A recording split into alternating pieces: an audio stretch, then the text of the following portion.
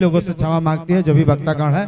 मैं अब ले चल रहा हूं युवा संघर्षशील और क्षेत्र के जनता को दुख सुख को समझने वाला, देर से आए लेकिन दुरुस्त है। लगता है कि विधायक जी यहाँ खाना वाना भी खाएंगे और रहेंगे भी, तो इसलिए देर से आए हैं, दुरुस्त आए हैं। अब हमारे माननीय विधायक जी से आग्रह करूंगा कि गुरु जी के विचारों पर दो शब्द बोले और यहाँ के समाज पर प्रकाश डालें। धन्यवाद मंच के संचालक महोदय हीरा कुमार जी। आज हर साल की भांति इस साल भी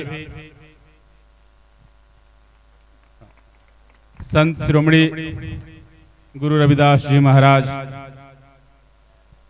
के जन्मदिन के अवसर पे इस मंच पे उपस्थित त्रिस्तरीय पंचायत के सभी सम्मानित जनप्रतिनिधिगण और जनप्रतिनिधि के प्रतिनिधिगण और हमारे इस मंच पे बैठे तमाम अभिभावक और इस कार्यक्रम में आए हुए तमाम नौजवान दोस्त, माता बहन और अभिभावकों का इस जयंती के अवसर पे मैं अपने तरफ से आप सबों का हार्दिक अभिनंदन और स्वागत करता हूं। साथ ही साथ गुरु रविदास जी महाराज के चरणों में सत सत नमन करता हूं और आप लोगों के उज्जवल भविष्य और स्वास्थ्य की मंगल कामना करता हूं। दोस्तों, समय काफी हो चुका है, निश्चित तौर पे हम देर से पहुंचे हैं आप लोगों के बीच, इसके लिए क्षमा प्रार्थी। आज 4-5 जगह और भी कार्यक्रम था और सबका कार्यक्रम का समय करीब करीब एक ही होता है जब मंच उद्घाटन का कार्यक्रम होता है। इसी दौरान मुझे थोड़ी लेट हो गई आने में, इसके लिए मैं आप सबों से क्षमा चाहूंगा। पूर्व वक्ता हमारे इंद्रजीत भाई ने कहा कि एक ऐसे समय में संत शिरोमणि गुरु रविदास जी महाराज का जन्म हुआ जब इस देश में, यहाँ के समाज में व्यापक कुरीतियां थी।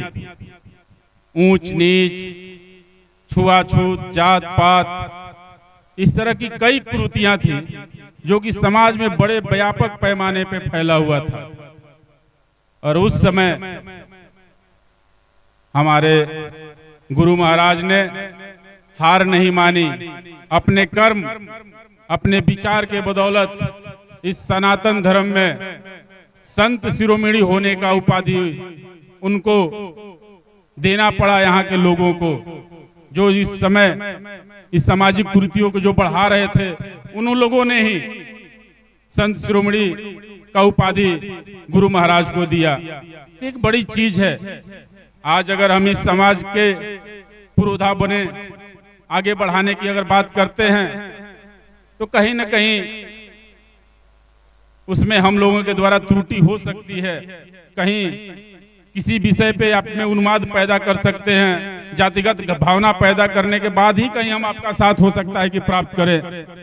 लेकिन गुरु महाराज ने उस समय अपने विचार और अपने कर्मों के बदौलत इस समाज को बदलने का काम किया और हम जैसे लोगों को, जिन्हें अछूत कहा जाता था, उन्हें समाज में बैठने और बोलने का मौका दिया। आज तो हम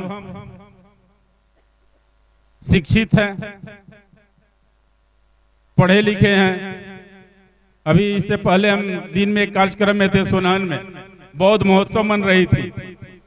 एक हमारे जादूगर आए हुए थे और अपने नाम के पहले लिखे हुए थे स्वर्गीय, जबकि जिंदा थे, और उन्होंने लिखा हुआ था अपने नाम के आगे स्वर्गीय फलाना।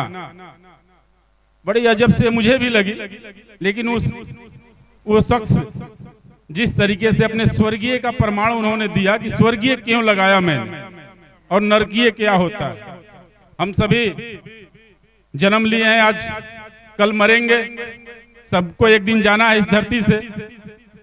कहते हैं कि चलो फलाना आदमी मरा, स्वर्ग प्राप्ति होगी, फलाना आदमी मरा, लेकिन किसी को कोई नहीं कह सकता है। इस मंच पे बैठे इतने लोग हैं, आप सभी, आप लोग सभी, किसी को कहा है आज तक कि फलाना को नर्क प्राप्त हुई है? कभी हम लोग नहीं कहते हैं किसी को नर्क प्राप्त हुई। तो स्वर्ग में इतना कहाँ जगह होगी, जब यहाँ बैठने में इतना हम लोग को दिक्कत हो रही है। ये सभी लोगों को स्वर्ग में भेजेंगे तो वहां जगह मिलेगी? स्वर्ग यही है, नर्क यही है, सिर्फ विचार का फर्क है, विचार का फर्क है। स्वर्ग तब एहसास होगी, कहा जाता है कि स्वर्ग से सुंदर घर अपना, जहां माता पिता दादा दादी नाती पोते बेटा पतो एक साथ इज्जत की रोटी एक साथ खाते हैं, खुशी खुशी खाते हैं, उस घर को बोला जाता है कि स्वर्ग है। और जिस परिवार में आज का जो परिस्थिति है, जो परिवेश है, जो देखने को हम लोग को मिलता है, बेटा अपने माँ को, अपने बाप को, बूढ़े माँ बाप को जिस कदर मारता है, घर से बाहर निकालता है, तो निश्चित तौर पे एक नरकीय दृश्य दिखलाई वही पड़ती है। वो नर्क का दृश्य है और एक घर वो है जहाँ सब हंसी खुशी खाते पीते हैं, वो स्वर्ग है। मैं लगता है बोर हो रहे हैं सब लोग, समय काफी हो चुकी है। मैं कुछ अलग लगता है मुद्दे पे भटक गया। काहिरा बाबू नहीं ना, चलिए इच्छा अगर आप लोग है तो एक आध शब्द और भी कुछ कह सकता हूँ, नहीं तो सांस्कृतिक कार्यक्रम के बीच में मैं बाधा भी नहीं बनना चाहूंगा। समय काफी हो चुकी है, 10:30 11 बज गए हैं। तो मैं विशेष आप लोग का समय न लेते हुए आप सबों का और इस मंच पर और इस सामने जितने हमारे लोग बैठे हैं माता बहन, मैं आप सबों को एक बार प्रणाम करना चाहता हूं कि आप लोगों ने जिस आत्मविश्वास और जिस भरोसा के साथ विगत चुनाव में अपना मुझे मत दे करके बिहार विधानसभा का सदस्य बनाया, इसके लिए मैं तमाम यहाँ बैठे लोगों का मैं अपने तरफ से प्रणाम करता हूँ, सलाम करता हूँ, चंदन करता हूँ, वंदन करता हूँ। और विशेष समय न लेते हुए अपनी वाणी को यही चाहूंगा कि विराम दूं और आप लोग इस जयंती के अवसर पे जरूर एक शपथ लें। बुद्ध पूर्णिमा का मतलब ही है, पूर्णिमा एक खास अवसर है। जब संत शिरोमणि गुरु रविदास जी जैसे महाराज का जन्म हुआ, गौतम बुद्ध जैसे महापुरुष का जन्म हुआ, तो ये दिन कहीं ना कहीं कुछ खास होती है। और हम लोग इस खास मौके पर अगर कुछ यहाँ बैठे हैं तो आने वाले समय में आप लोगों से यही चाहूंगा कि रविदास जयंती के इस पावन अवसर पे आप लोग आज ये संकल्प लें। आज सरकार वृद्धाश्रम की व्यवस्था कर रही है,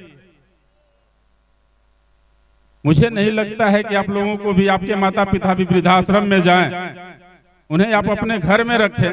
ये संकल्प लें आप कि हम अपने माता पिता को दुख नहीं देंगे, कष्ट नहीं देंगे, उन्हें अपने घर में इज्जत और सम्मान के साथ रखेंगे। ये मुझे आशा और पूर्ण भरोसा है कि आप लोग इस जयंती के अवसर पर जरूर संकल्प लेंगे कि अपने माता पिता को कष्ट नहीं देंगे। इन्हीं शब्दों के साथ मैं अपनी वाणी को विराम देता हूँ। जय हिंद, जय भीम, जय भारत। बहुत बहुत धन्यवाद। मैं इनका सम्मान करना चाहता हूँ इस कमेटी की ओर से। मेरा दिल है कि मोहब्बत है। मैं चाहता हूँ कि हमारे कमेटी की ओर से सुरवंश जी हमारे पूर्व डायरेक्टर हैं, इन्हीं के हाथों से यह सम्मान किया जाए तो बेहतर होगा।